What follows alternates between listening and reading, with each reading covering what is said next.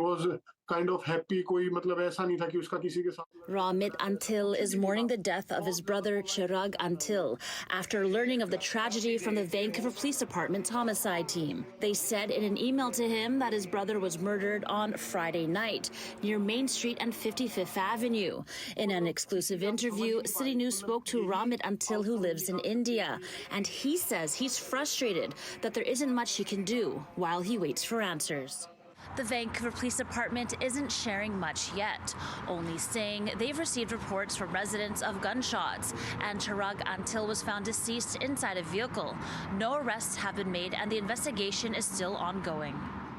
तो मतलब अगर किसी के साथ लड़ाई होती तो हमें भी पता लगता ना कि लड़ाई थी उसकी, ऐसा कुछ था. Ramit Antil says he will remember his brother as a happy and kind person who always did the right thing.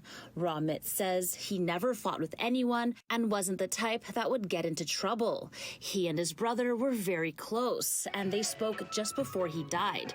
He believes his brother's death was a case of mistaken identity. किसी और को मारने आए थे और मार इसको दिया गलती से. Ramit says his brother moved to Vancouver back in 2022 and was pursuing his master's in business at a local university. He died at 24 years old, his life ending far too soon. Now Ramit would like his brother's body sent back to India so he and his family can be at peace. कि body को जल्द से जल्द India भेज दो ताकि हमारी शांति हो जाए. The VPD says after they conduct an autopsy, Ramit will need to make arrangements to get Chirag's body home.